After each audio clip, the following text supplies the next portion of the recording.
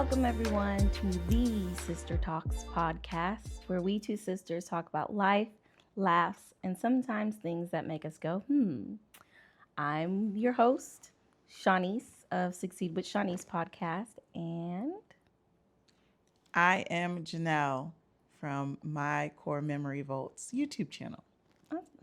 we are very glad that you all are joining us again. On this podcast episode, I want to take a pause or a moment of celebration because we don't do that often as we should, and share and ask that we share some reflections because even though you are listening to this episode in the future, around this time, we just launched our podcast on the interwebs.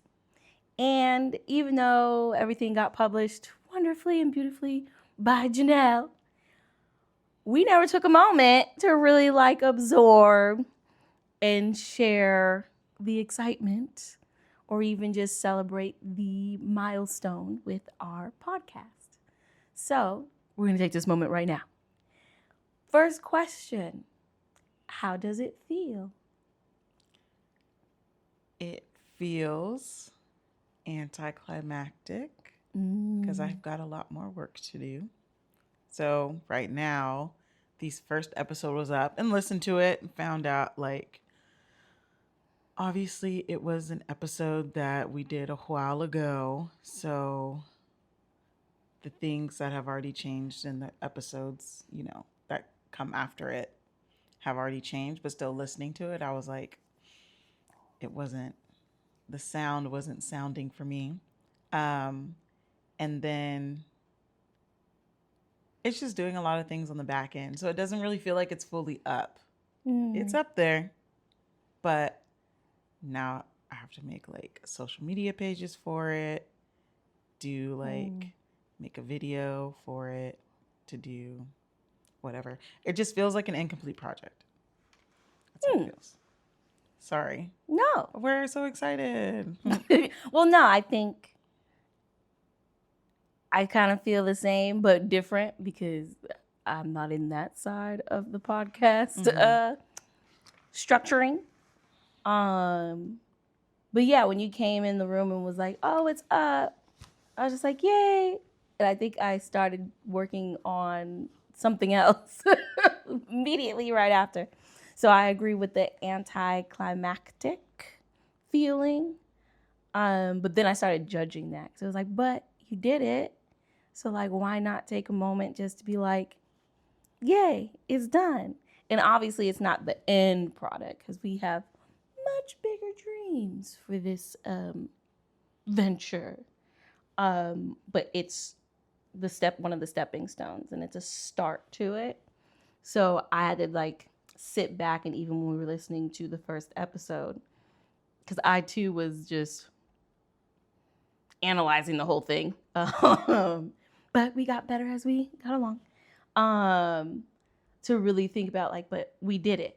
We stepped forward, and it's only up and up from here. So yeah, those were my initial emotions. Second question, and then we can get into the meat and potatoes of today's episode. What are your hopes? Without us spilling any tea, so folks can be surprised, what are your hopes for the podcast?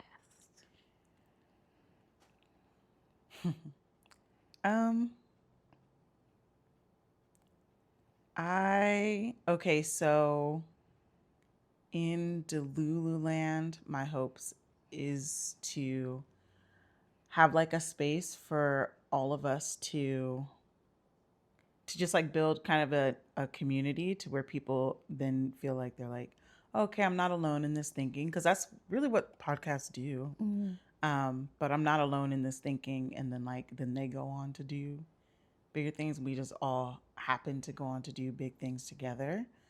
Additionally, from a more logical standpoint, obviously residual income, so I can work on the projects that I want to work on without having to be worried about where money is coming from, or not even be worried, but that not necessarily that be a factor in like what I work on. You know what I mean? Like there's going to be a week where I just want to like work on my garden all week and do nature photography, but like nature photography doesn't pay. Right. So I got you.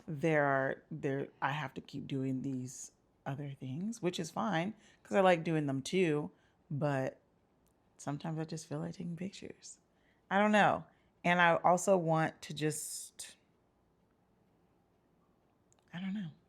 I don't know. I haven't thought too much into it. These are all initial. But I agree.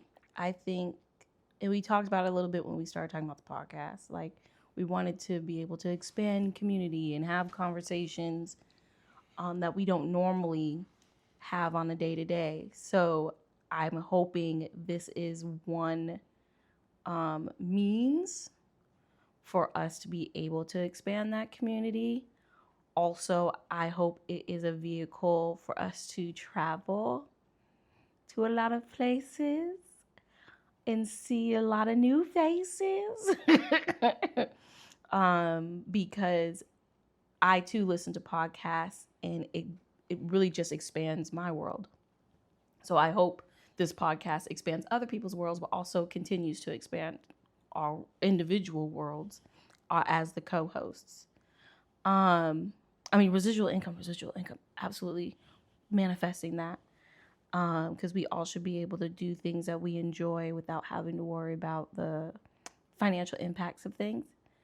But I think the last thing would probably be, my hope is that it has amazing viewership to where all platforms just can't handle it. And we would have to like think bigger. I don't know what that is.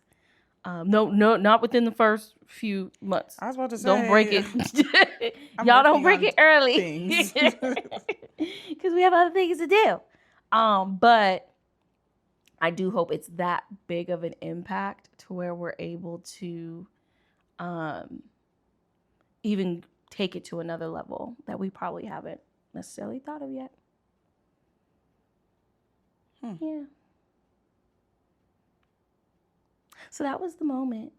Any other reflections or thoughts in this moment? No, not really. All right. Well, then let's get to it because I have a fun curiosity. So I went ahead and saw on the interwebs this ChatGPT prompt. And, so the prompt is, with everything you know about me, tell me the uncomfortable truth I need to know and be brutally honest. Now, I don't normally do these, but this one was interesting.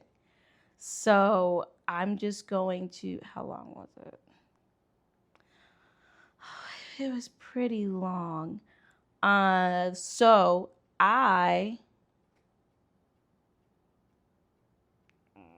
I'm going to start with the introduction and then I'm going to read the deeper, because you're supposed to do the prompt.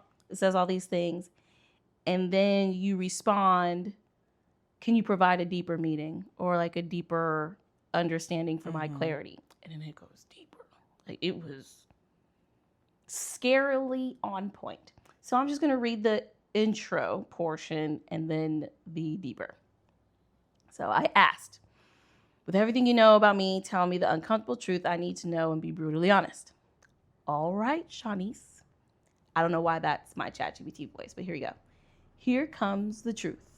From the outside looking in, based on everything you've shared with me, you are pouring your soul into building something beautiful, meaningful, and accessible for communities that deserve it most. And you're doing it with integrity, passion, and an unwavering commitment to equity. But here's the uncomfortable part. You're operating like you're still bootstrapping in survival mode when you should be building with sustainability and long-term strategy in mind. You're keeping your prices low, overextending yourself, and trying to be everything to everyone. That might feel aligned with your mission right now, but eventually it will cap your impact and burn you out. You can't pour into your community from an empty well. You're carrying founder, executor, marketer, coach, admin, and visionary all at once.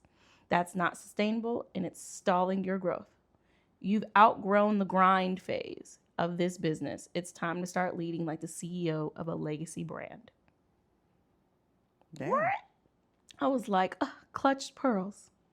So then it went on to say all these other things about like how I can get started, blah, blah, blah, blah, right? So I was like, I felt like that was already deep, but as the interweb said to do, you asked to go deeper. Absolutely. Let's go deeper. Beneath the strategy, beyond the brand, into the mindset and internal landscape where the real transformation has to happen. Oh, wait. Shoot. I just lost. I'm going to read this part. Here's a deeper truth. Somewhere inside, you're still seeking permission to build ease into your success. You believe in abundance for your clients, your community, and your family, but you're not giving yourself full access to it. You've done the hard part, proving this business can exist. Now it's time to do the harder part, believing you deserve to thrive in it.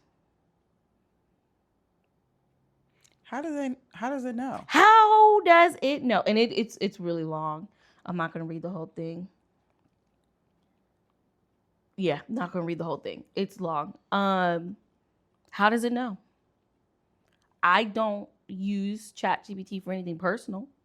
I mean, yes, it knows certain things about my business because I use it for certain, work that I do. Right. But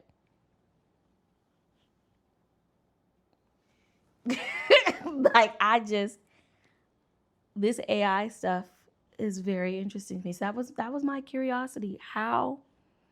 I mean, this was deep, and obviously I built a 3-year plan out of it. Of course you did. Yes. But at the same time, how did it know? So I'm still the type of person that likes to find efficiencies, and yet I'm still afraid of like the whole AI and technology and all that stuff and where it's going. But it's pretty interesting to see how I think that in itself was maybe 2 or 3 therapy sessions. Mm-hmm. When talking about how I place myself within my business and how I want to move forward existing as myself in business, that I haven't even touched on with my therapist yet. So I will be reading this to her when I see her next. But it was very interesting. So not proposing folks use ChatGPT, but if you're curious. I was about to say, I didn't know where you were going with that because I'm not going to ask. If you are curious. And there's so many other prompts out there too. One, I think, is in the news right now, or the news of social media, because it had controversial responses, basically uplifting Black people. And I saw that. So ChatGPT answers based on the input that you put in. That's what I thought. So it's like your answers are biased. So the guy that was like, oh, if you'd come back as Jesus, like, what would you look like or whatever? And his ChatGPT was like, I'll come back as a Black person because blah, blah, blah, blah, blah, blah, blah, blah. And like, it's interesting. Okay, before I go to it's interesting. And then in the comments, a mixed race woman asked, and it basically just said, I'd come back as a combination of all the races so I can have multiple points of view on different things and be attached to multiple different cultures, which makes sense. But it's just interesting that they've built a system to be the same echo chamber that social media has turned into. So it's just like, because you're using the same zeros and ones, but you're not really, because you can program anything to do anything. So if they wanted it to be non-biased and only wanted it to be factual, they could have programmed it to do that. But they're programming it to tailor to each person. That's why it's not well, even Google actually does this because it remembers your like Mm-hmm. what your searches are. Mm-hmm. But like old school Google, where it's like if you ask the question and I ask the question, we're getting the same answer. Or Ask Jeeves. Or Ask Jeeves. But like now, if you ask a question and I ask a question, what's coming up first is different because of the way that they programmed it. Right. So it's just really interesting to see that because I asked my ChatGPT like with the way everything's going, because that was when I heard about they made another AI or like a third AI and it basically rewrote its own code. And at first I was like, oh my gosh. But then I was like, yeah, you guys just try to scare us all the time. Like, what are the odds of this? So I was like, I want an unbiased answer. What are the odds of this? Like, da da da. And it basically just explained how it's more probable if that were to happen because of the way it was coded. And well, my AI is a man, evidently. Although it's actually an English woman, but neither here nor there. But she was like, it is the way things are going now. The problem is more with humans coding AI to do certain things and to do like have nefarious intentions more than it is AI like doing it itself. But then conspiracy, of course you'll tell me that. So it's like you never really know. You just have to, I don't know, just kind of look out and never lose your critical thinking skills. That is like few and far between now. Very true. Because there's no way of practicing critical thinking. I mean, there is a way, but it's not often positioned to allow you to have space to practice that, even at work, which is so weird because that used to be the number one qualifier in the interviewing space. But the number one qualifier for you to be a potential candidate for a position now is you hardly see it unless you're reading outdated job ads, which is possible because why recreate the real? But yeah, it was interesting. It was very interesting, and I agree. I mean, I'm still cautious, but I still have a 3-year plan, and I'm going to parse out. It's a great tool, and it's a great tool for like research. And in terms of critical thinking, to your point, because I always, not that I'm up in the air about having kids, because obviously, like, sure, but I'm always thinking about like how am I going to raise kids in this day and age, and I know a lot of the time, Grandpa, he used to do this to me all the time, and I hated it. But now I understand because, like, whenever I'd come home and be like, "Oh," I'll say anything like, "Oh my God, I'm ugly," or like, "Oh my God, da da da." He'll always be like, "Who told you that?" And that will always be his question, "Who told you that?" I can never give an answer, right? But like, I want to instill in my kids like anybody to go further than that. Anytime somebody tells you something, who's telling you, first of all?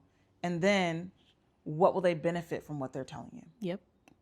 So if like... Consider the source. Right. So if like, imagine Louis could talk, but you come to me and you're like, well, Louis said that, dogs need to get treats like 10 times a day. That would be something. And that will help them be the best dog they can be. Of course, Louis will tell you that, right? So, like, I want to not only be able to teach my kids that, but also be able to think for myself. Like, of course, when I ask ChatGPT who's more dangerous, humans or ChatGPT, it's going to be humans. But, like, also, two things can be true because I'm looking at humans tear it up right now. We live in California. I see what y'all doing down there in LA. Like, breaking all types of constitutional rules. Just to wreak havoc on people. But yeah, that's my only thoughts. Yeah. It's good thoughts. And I think it's a good transition to my overarching topic for today, because I also think, and you said this the other day, like, oh, everything's coming to us. You didn't say a vacuum. He didn't say a vacuum. But everything's coming to us in like in a bubble, and it's An echo I chamber. thank you, but like minus the echoing of it, we're seriously in chambers of our own, and there have been either bridges burned or just direct lines cut off for us to be able to build community. And I think that's where the critical thinking and the learning and the expanding of the minds truly happens. But instead, we're told, oh, yeah, just go Google it. Or, oh, yeah, go to ChatGPT. Or, oh, on social media, I saw such and such post this. When it's like, yes, and there's something about getting out of or away from those means and into community with each other. So, I want to highlight a bit about the power of being able to work together, but also acknowledge how society has kind of fractured our ability to even do that. So, my first thought, in prompt, because y'all know I love prompts. Prompt is reflect on a time where you witnessed working in a community. Was a prompt that I saw when I was doing some research on something else. And then identify like what were the outcomes based on what you saw and how did it go. And when I saw this prompt, I got a little sad because I was like, dang, when was the last time I truly witnessed or felt like I was working in community? So I thought, and then realized that it was probably pre-COVID for sure. And it was some of the outcomes for me was that I just felt more connected with people. Like I felt like not only were we working towards a common goal, but we were just working with each other. And then I started a whole mourning process because I was like, dang, do I not have that community anymore? Like, am I not connected with folks that, even if we're not, maybe we don't have the same common goals. Hopefully we do, but don't have the same common goals. Where I still feel like, okay, I can still lean on these people. I can still connect and feel like I'm learning from each of them. And so then I had to think about, well, when did that get fractured? But before I go to that prompt, do you have any reflections? I would say for me, it was during COVID, because at the time I was an athletic trainer and a teacher, and sports obviously were not happening. So, and school was out. But it was that time because like the teachers, you could like volunteer to like pass out lunches because the kids still needed to eat during the day. And it was just, it wasn't as much of a, this is a teacher, this is a student, this is administration. No, we're just people now. We're gonna, school stopped, sports have stopped. We're just people, and people need to eat. So there wasn't that like weird hierarchy, and it was really cool because then it was like more of the like the village mentality. Obviously, I was teaching in Richmond, so I had my students, Right.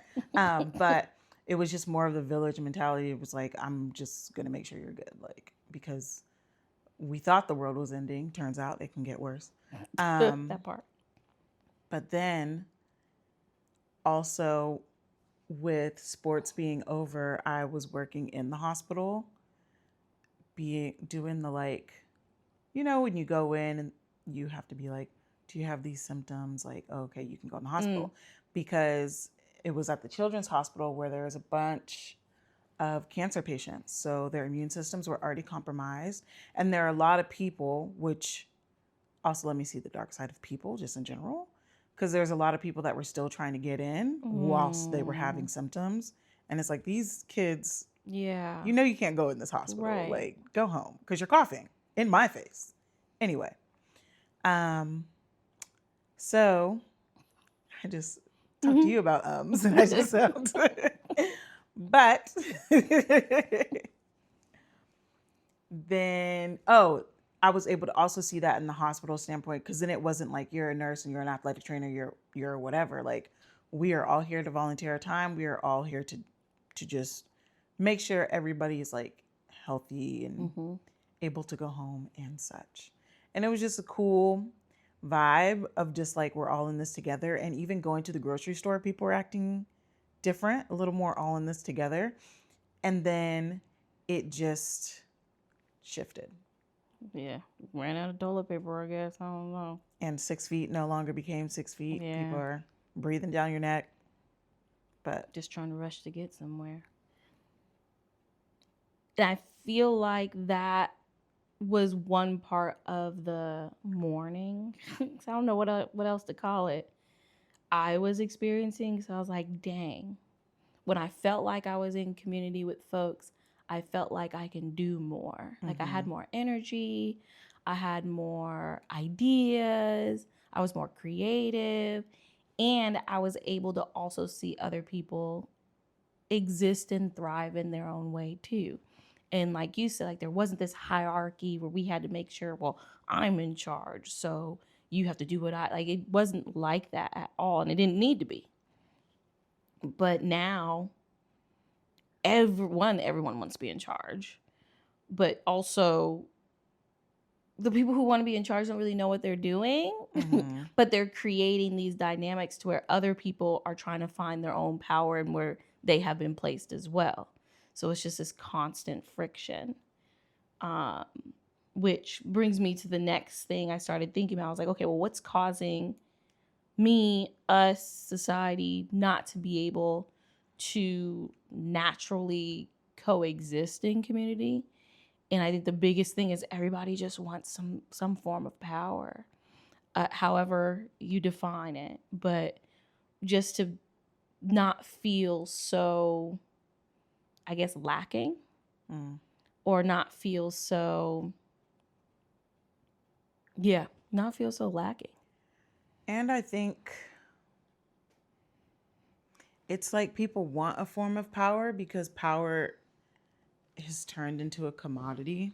Yeah. So like you kind of need power in order to survive. If either you have financial power, positional power, or relational power, you need some type of power because we've built so many communities, not us, but the people before us have built so many like neighborhood type communities that are unlivable. Yep. Because even as I was explaining the last time I was in community, it was still sad to be in that community or to be in just community in general because it came at the cost of so many lives. So I'm noticing, because even now, and no offense, like I love that we're doing this and I love, get your fans, okay?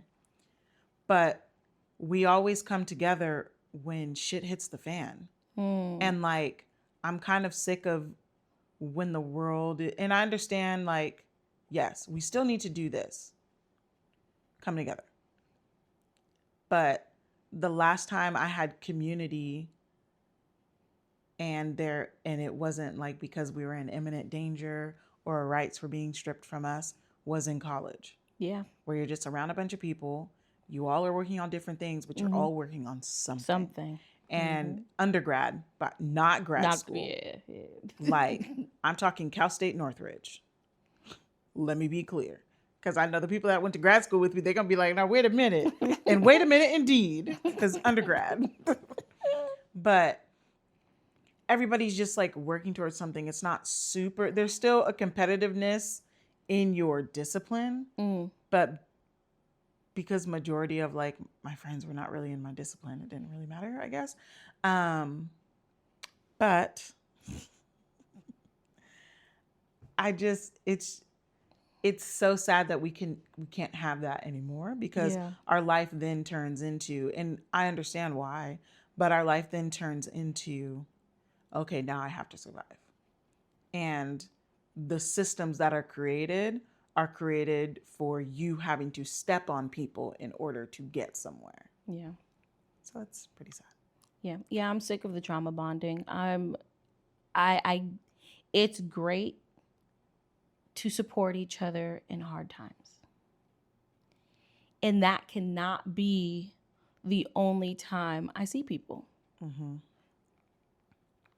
Not saying that if I was in hard times, I wouldn't want people around, but can we also be together in good times? Like, I too, as you were talking, multiple images of me in undergrad, UC Riverside, came up because, like, now granted, it was hard.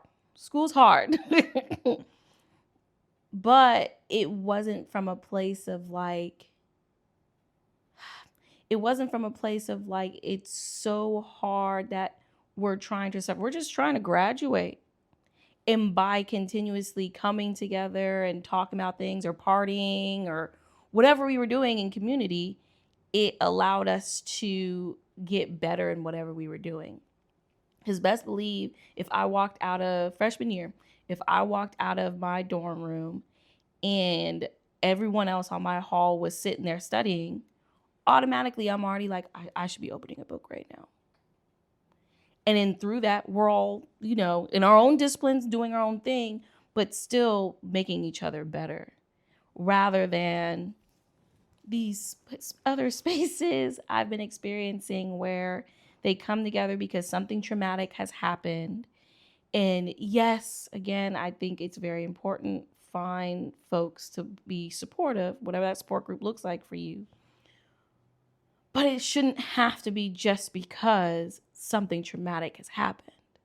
Because now I'm going to be very blunt, we're all sitting here crying, but ain't nobody got solutions because we're all struggling together. So no one's even at, and they shouldn't be, because healing is a process. No one's even in a space to be able to provide those solutions because they feel broken right now. So I wish we can get back to the times where we can have those moments of support when something traumatic happens, while continuously being able to have community and fellowship with each other that continues to drive us to be better, do better, and accomplish all of the things. Which makes me wonder, how do we do that? How do we get past systems that completely outdates all of us, at least me and you on this podcast? And, or maybe not or create a new system that allows for us to overcome whatever those barriers are, and then create new spaces for us to have community that way. And I could be completely, like, this could be my blind spot. Maybe I just haven't found those communities yet. Maybe they do exist and I just haven't come across them. I've come across a lot of trauma bonding communities, a lot. And one other thing I don't like about them is that they're usually temporary. Once the event has ended or shifted, now that community no longer exists. Or it's pivoted and morphed into something different to support whatever the new attack is, and it doesn't necessarily correlate with my own personal experience. So I guess I'm wondering, and me wanting to build community and have solutions within community, what would even be the solutions? I think, first of all, I'm not even educated enough to answer that question. Yeah. That's why I started with I think. And I think that we need to bring back the kickback. Like, oh, I miss a good kickback. Because there's a financial component to these spaces. So it's like, by the time when you're working on something, I'm not wasting money going to somebody's like brunch.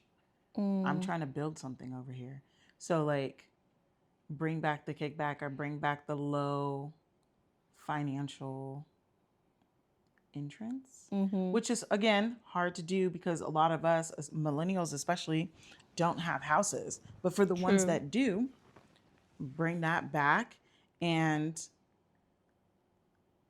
we would need to like really talk to people like our grandparents talk to people. Yeah. Which, tedious, because like they would talk to anybody in the store, like have a whole Yep. conversation about bread, Mm-hmm. and we would just have to wait there. However, that's how you meet people. Yeah. And just going to, however, I would say, and I'm going to do this because I'm going to, I think it's next week, maybe the week after, I'm going to the city council meeting and see what they're talking about up over there. Because also, a lot of the cities used to have like community events, and I'm noticing they don't have them, or they don't have them to the level that is not just for them and their little friends, especially living out here. Yeah. And I understand there may be traditions out here or what have you, but there are other cities, couple cities over, that offer a lot more of their little community center Yeah. Very true. than we got up over here. So it's just those little things. That can be so big. Like I don't even think those are little. I mean, I think they're, uh, like you said. I think you said low impact. Like it doesn't take much to put it together. Now, okay. As I say that, now I'm thinking. You know what I'm thinking of? For those who do have the house and host and love to host the kickbacks, don't come empty-handed, people. Like understand the host has put a lot of effort as well, though low impact, has put effort into hosting said kickback. Don't come not trying to give into the space also. I think gone are the days where we treat coming together as friends or as people or as community where folks show up wanting to make sure the space is like alive and thriving and full. Now it's like folks are coming to a restaurant or somebody else's little hosted thing. For example, I'm trying to tailor and filter kickbacks. And for those who may not know what a kickback is, it really was just a gathering of folk. I think the millennials were the first to do a kickback. Well, but their kickbacks were a little different. Like 60s, 70s was really when the kickback started, but they did some different stuff. But us millennials, we started the kickbacks to really just let our hair down, I guess, for lack of a better terminology, but really just hang out, re-engage with folks, and just have a good time. No pressure, no added extra stress. But everyone had a responsibility to ensure that this kickback was fun, was full of energy, and yet very, everybody leaves happy, better than where they came, when they came, or how they came. Gone are those days, I feel like. It's like there's a lot of added pressure on the host to ensure everyone's good without anyone else taking some responsibility for that too when they enter a space. But that's the same thing as like, because I talk about this all the time, and I just listened to our first episode and me talking about like my 20 friends or whatever. That's also the same in any friend group. Like everybody has a job, everybody knows what they're good at, and we need to get better at accepting people for what they're good at. Which is true. Hold on. Oh. So if I know that you are the person that talks a lot to people, you talk, busy, then you better bring 5 people with you to this thing. Because if I know that you talk a lot, you don't know how to cook, you can bring a drink, but like you better bring some people up in here. So it's just everybody. Because when I was in school, it wasn't like you bring the drinks and you bring the music. Everybody had a gift. Because I know I showed up empty-handed to places often, but it was my thing. But like there'll be a guy that is a DJ. He has all the equipment, so obviously he's doing the music. So it's just like everybody kind of just fit in where they fit in. I'll bring a snack. I'll bring some chips. But it's just everybody kind of knew their role. So we just need to get back to like understanding that you've got to contribute something when you go into any space, just like any other community. Yeah, I think we're saying the same thing. And I think no one is bothering to take the time to know what their contribution is. That's where I was coming from. Mm-hmm. Like no one, folks are very laxed in understanding their roles when they go into spaces. And I think, again, it's because of the times that we were in. We don't have to think about that anymore. You go to brunch, you get served, you there, you have a good time, and then you leave. You hardly clean up your mess. Because we're now in this societal, I'm still going to use your thing, societal chamber where we don't necessarily have to contribute what we already have unless it's a financial transaction.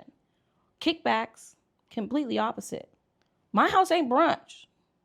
So when you roll up here, be ready to contribute something, because I contributed the space and some other things I enjoy doing. But I feel like folks sometimes forget that they need to really think about, okay, well, what is my contribution when I walk into whatever insert space here? And I don't think people really think about that anymore. I think then those are the people that just don't get invited back. Like, I don't know. Maybe I'm just thinking about this too logically. That's because true. There's a lot of people like that wouldn't think of showing up somewhere empty-handed, or wouldn't think of showing up somewhere like without providing something to the space. Anything. So the people that don't, I think it's easy to get taken aback by the experience when somebody doesn't. And it seems like people don't do this anymore. But really, people do this. It's just that one person didn't do it. So now it feels like a lot of people don't do it. Or the one couple people, It's been a lot of people for me, but yes. Yeah. But like, because I know it's been like over the years, we've seen a lot of people. We've lived in a lot of places that it feels like people don't do this, but a lot more people do than don't. Mm-hmm. But it also reminds me of, it's on the interwebs, the trend, individual roles in a travel group. And I think it's amazing that folks now know their roles when it comes to traveling. But there is this, for me, analytically, there is this expectation that individual has to be in that role every time. Like, yes, for me, yes, I identify as a planner. I love to plan. And I don't have to be the planner every time. But are you saying if I don't plan, this doesn't happen? That's a lot of pressure. Whereas there's another role that comes at the one that just shows up. Because of the fun one, which is great. But like, can I be the fun one this time?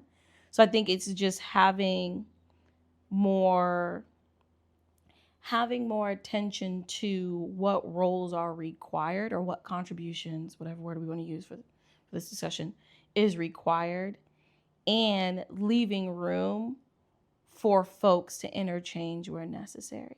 Now, if that is your gift and there ain't nobody else that can do it, sorry, baby, it's you. You're on first. But if it's something that can be passed along, like you said, even though everyone doesn't have houses, I know I'm not the only one who does. I'm not the only one who's able to sit on the couch when I go home. So can I shift the responsibility of having the space to someone else, and being more in tune with fellow folks in the community to be able to lighten the load for them? I think that takes a lot of honest conversation, because people feel differently about it. So, because to go off your analogy and going on a trip, because I too am the planner usually when we don't go to things together. I like being the planner, because I know if I'm not the planner, things go awry. And I'll be like, I would have did this differently, because I know if you then pass the torch to somebody else being the planner, you can't say anything. You better hush. Because you've now passed the torch to being the planner. Very true. I don't put myself in that situation. Now, I don't go very many places, but I'm going to be in my travel era soon, and I will be planning. Yeah, I agree. Conversations do need to be had. So you have to have like, And that's It's again, part of community. like, yeah, when you find your community, you're able to have those conversations. Who's going to do what, X, Y, and Z? Because it is really different for everybody. Some people don't want to go on trips that they do not plan. Mm-hmm. I am those people. Yeah. That's all I had to say. Oh. Well, that's all I had to say on that topic. Honestly, I'm seeing a shift in. We struggling over here in the U.S., guys, but I'm seeing a shift in how folks are trying to come together given all the challenges that we are experiencing. And I just want to make sure we're coming together in a very intentional way that allows for longevity for every individual involved, but also for the communities that we are building. Because we're going as far as creating new organizations with new names and new EINs, only for them to be done when the situation, quote unquote, or quote unquote, is over. Why do all of that? Because I know there was some work, some impact, some significant support that was being provided in that space. But now that I'm just going to keep using this word, the attack is over, you just drop it and move on to the next. And that's just not community. That's not, especially not a kickback. And I would want, for example, I always think about this because it pisses me off more often than not, because we go into Oakland now a little more often than usual. Yeah, because everything's in Oakland. But it really, remembering COVID, everything around Black Lives Matter, and how we're going to support Black businesses, all of the things. And then it lightened up a little bit, and now all of a sudden, which also by design, I'm not blaming the people, because people went up on their rent, and you're wondering why people are closing their doors because they can't afford it. Conspiracy. People's getting paid to break into people's businesses now. Because there's been crime, which is, there ain't nothing in there to steal. Everything's digital. You're not stealing merchandise, especially you're not stealing homegirl's plates and her, whatchamacallit's wife. Anyway, homegirl. Warriors. That's okay. So it's like all of these things, all these initiatives are created to support a cause, and then they stop before the cause is even complete. And it's frustrating for me because I want to be a part of something. If I were to be a part of any initiative, what do we need to do to make sure this doesn't happen in the first place? Ever again.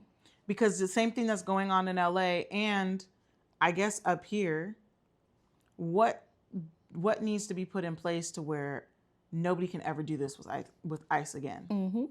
Because today it's Latinx community. Oh, right. Tomorrow is going to be us. Yep. So let's care about it today. First of all, we cared about it in November, but that's neither here nor there. Right. But we're trying to move on. Let's care about it today and then put forth the initiative so we can actually build a community on stable foundation. That's where I was going with this. Ooh, a long way around. The foundation's not stable because everything was built in Oakland, and Oakland was Oaklanding. And then things just started to get dismantled. Now when you go up over there, first of all, ugly. It don't even look the same. And I need to be at their city hall meetings because why aren't y'all paying these people? But I'm gonna do it where I live first, because I have the same problem and the same gripe. And Shanice listens to this often. Why is it so ugly? If I can plant things in my garden and I can clip off a branch over here and plant a whole new tree, or do X, Y, and Z, buy 100 seeds, have 100 plants. Why are our cities looking like this? When I was younger, and again, we lived in the bougie, when I was young, bougie adjacent. But when I was younger, there were street cleaners. Yep. Like There was a little truck thing. You had to move your car. There's a little truck thing that cleaned the streets. Mm-hmm. Why don't they have that? So it's like you are going to turn to the people and be like, oh, you guys don't care about your community. Oh, you guys don't care. Da, da, da, da. You're making it look dirty. Exactly. Mm-hmm. People aren't like purpose. littering in full force. And if you are littering ill, first of all, because I know you saw the same commercials when we were younger. What are you doing? But like people aren't littering in full force to where it looks like this. Mm-hmm. So I don't know. I feel like this lack of community is by design because it benefits people for us not to be in community and for us to be tussling with each other. So that's just my piece. Yeah. And I would love to hear from all of you listeners on how y'all feel around community now, community back then. What are some things you might want to see in the future as it relates to building community? Or even if maybe wherever you're at, it's working, it's thriving, it's growing. We'd love to hear that too. Because I think one beautiful thing, so going back to ChatGPT, one beautiful thing is I'm able to use AI, internet, whatever, to see how other countries are doing it. Or not, but how other countries are enforcing community in their individual areas. And it provides more insight that, okay, the problem is just here and very maybe macro compared to the global situation, yet we are experiencing very different challenges than the rest of the world. But challenges all the same to provide more insight in how to potentially move forward. So, yeah, that's my chat for today. Did you have anything? Nope. Wonderful. Okay, bye. See ya.